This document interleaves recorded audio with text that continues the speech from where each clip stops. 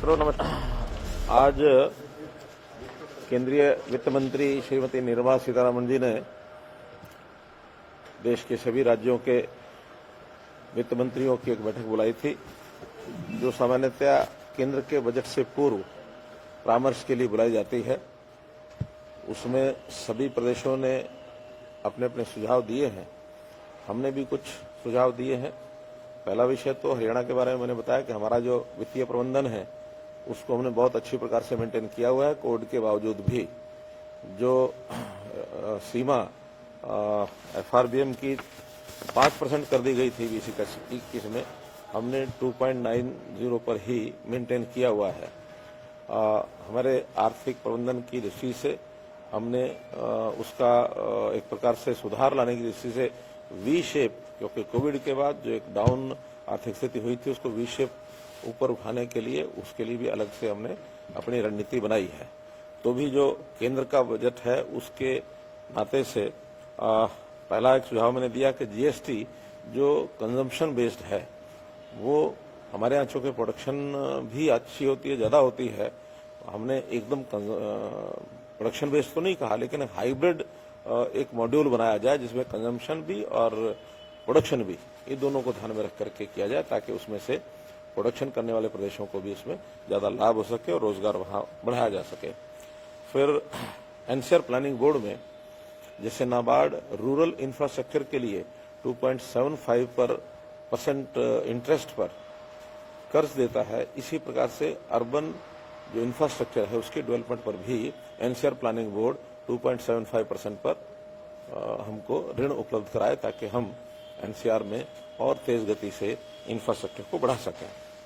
राखी गढ़ी के लिए अलग से बजट का प्रावधान किया जाए, क्योंकि एक बहुत बड़ा वो केंद्र, ऐसा विश्वविख्यात केंद्र है, वो बनेगा, तो उसके लिए बजट का को प्रावधान किया जाए। मुद्रा स्कीम में जो गरीब परिवार हैं, खासकर के जैसे हमने मुख्यमंत्री अंत्योदय परिवार योजना चलाई है, उसमें बड़ी संख्या में लोगों को मुद्रा के माध्यम से जो लोन मिल रहा है, उसमें भी सेंटर जो है उसका इंटरेस्ट सबवेंशन यानी ब्याज माफी, ये उनकी कोई एक योजना बनाए, इस प्रकार से हमने कहा है। एफपीओ जो किसानों के संगठन होते हैं, उनकी ऋण की सीमा, उनकी सब्सिडी की सीमा 2 करोड़ रुपया है, उसको भी बढ़ाया जाए ताकि कुछ और बड़े प्रोजेक्ट्स भी वहाँ फूड प्रोसेसिंग के वो सब संभव हो सके लगाना, इसलिए उसकी जो उनको ग्रांट है उसकी सीमा बढ़ाई जाए। एमएसएमई का भी बहुत बड़ा विस्तार हो रहा है, इसमें एक्सपोर्ट के लिए कुछ सब्सिडी का निर्धारण किया जाए ताकि वो लोग भी एक्सपोर्ट कर सकें और हमें कंटेनर्स भी उपलब्ध कराएं ताकि हम उनके सामान को जो पोर्ट्स हैं वहां तक भेजने की अपनी व्यवस्था कर सकें। कैपिटल एक्सपेंसेस के लिए अलग से 50 वर्ष की एक राशि प्रांतों को सेंटर उपलब्ध कराता है, वो भी ब्याज मुक्त होती है, तो 50 वर्ष बाद उसको रिफंड करना, वापस करना होता है, लेकिन वो राशि बहुत कम है। हमें पिछले वर्ष में सिर्फ 91 करोड़ रुपया मिली है, हालांकि कोविड के कारण से ये कम हुई है, इससे पहले थोड़ा ज्यादा मिलती थी, लेकिन उसकी सीमा भी बढ़ाई जाए और हमारे जैसे प्रदेश जिनको इंफ्रास्ट्रक्चर कैपिटल के आसपास बहुत ज्यादा बनाना पड़ता है, इसके लिए हमने अपनी मांग 5000 करोड़ रुपए की एक मांग भी रखी है नए बजट में। तो इस प्रकार से कुछ मांगे, कुछ सुझाव ये हमने उनके सामने रखे।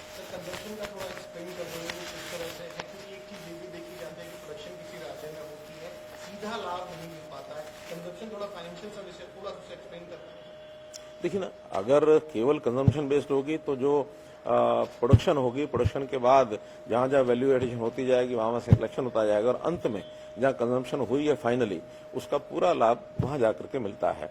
लेकिन हमारा कहना है कि कंजम्पशन बेस्ड भी रहे और जहां प्रोडक्शन हुई है उसका भी कुछ शेयर बनाया जाए, तो दोनों को मिक्स करके और कोई हाइब्रिड मॉडल एक सुझाव है, वो फिर अपने आप अधिकारी उसका कोई ना कोई रास्ता निकालेंगे कि जहां प्रोडक्शन ज्यादा होती है उनको भी उसका लाभ हो और जहां कंजम्पशन बेस्ड तो पहले है ही है, तो हाइब्रिड मॉडल से उसका लाभ मिलेगा।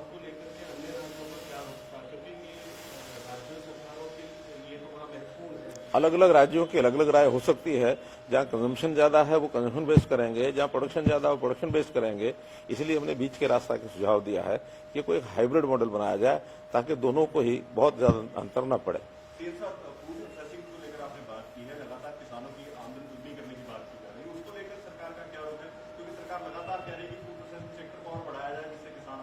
बहुत बढ़ रहे हैं, ऐसा नहीं है कि नहीं बढ़ रहे। ये एक जो आप लोग कहते हैं कि किसानों के आय डबल बढ़ाया जाए, ये कुछ सिंगल एक काम से, एक प्रोजेक्ट से और एक फेज में होने वाला ऐसा नहीं है। एक मल्टीपल प्रोसेस है और उसको लगातार हम चला रहे हैं। उनको सब्सिडीज दे रहे हैं, किसानों को बहुत सी चीजों के ऊपर उनके इम्प्लीमेंट्स उपलब्ध करा रहे हैं, उनको ऋण दिलाए जा रहे हैं, उनकी जो प्रोक्योरमेंट है उसको सुनिश्चित किया जा रहा है। हरियाणा में जैसे 11 फसलें हम प्रोक्योर करते हैं और उनको किसी प्रकार का नुकसान नहीं होने देते। हर बार हर 6 महीने के बाद, यानी हर 6 महीने के बाद जो फसल की बारी आती है उस फसल का एमएसपी वो लगातार पिछले 6 बार तो मैं देख रहा हूं बढ़ चुका है। तो ये सारी चीजें बढ़ रही हैं, गन्ने का रेट वो बढ़ रहा है। तो इस नाते से ये चीजें एक एक करके आगे बढ़ रही हैं। अभी एफपीओज हमारे यहाँ लगभग 600 एफपीओज हरियाणा में खुल चुके हैं। 1000 का हमारा इस बार टारगेट है। 3 दिन पहले भी मैं एक पैकिंग सेंटर और फूड प्रोसेसिंग का सेंटर त्रावड़ी में, जिसका उद्घाटन करके आया हूं। अभी तक 7 सेंटर हुए हैं, इस वर्ष में उन्हें 50 करने हैं। तो और उसी प्रकार से कृषि से साथ जुड़े हुए अन्य उद्योग, जैसे मानो मशरूम फार्मिंग है, फिशरीज है, डेयरी फार्मिंग है या बी कीपिंग है, इस प्रकार के सारे प्रोजेक्ट्स, इनको भी बढ़ाया जा रहा है ताकि जमीन किसी की छोटी भी है तो उनके परिवार के सदस्यों को ऐसा बिजनेस मिल जाए। तो ऐसा करके एक एक चीज को आगे बढ़ाते बढ़ाते ओवरऑल फार्मर्स की इनकम काफी अच्छी हुई है। लेकिन ये लगातार चलने वाला प्रोसेस है और आगे चलेगा। रेलवे प्रोजेक्ट को लेकर कुछ हुआ? रेलवे प्रोजेक्ट है, हेल्थ सेक्टर में हमने उनको बताया कि हमारा जो टारगेट है हेल्थ इंफ्रास्ट्रक्चर को बढ़ाने के लिए कि जो हर जिले में एक मेडिकल कॉलेज बने, तो उस नाते से अभी 19 जिलों में मेडिकल कॉलेजेस या तो जो बन गए हैं, अंडर कंस्ट्रक्शन है, जिनकी योजना बन गई है, घोषणा हो गई है। 3 जिले बाकी हैं। अगले आने वाले 22-23 में वो 3 जिलों की मैं घोषणा करूंगा। मंत्रिमंडल का विस्तार हुआ, उसके बाद गृह मंत्रालय को लेकर तमाम तरह की खबरें आज की जो मीटिंग थी वो बजट पूर्व परामर्श की मीटिंग थी, उसमें ऐसा कोई विषय नहीं आया।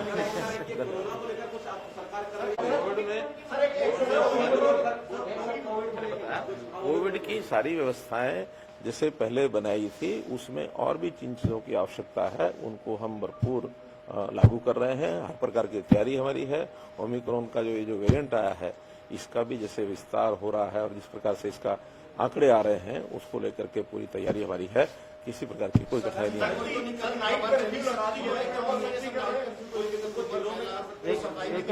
जो कर्फ्यू है वो वही है, लेकिन अभी जैसे हमने पहले घोषणा किया कि 1 तारीख के बाद जिनकी डबल डोज नहीं हुई है इसकी वैक्सीनेशन की, उनकी ऊपर सख्ताई करेंगे। हाँ, कुछ जगह ऐसा ध्यान में आ रहा है कि जिनका बहुत ही अभी पीछे हैं तो कुछ दिन की छूट देनी पड़ेगी, लेकिन अल्टीमेटली 2 वैक्सीनेशन के इंजेक्शन ये लगना बहुत जरूरी है। सबके ऊपर लोग आएंगे।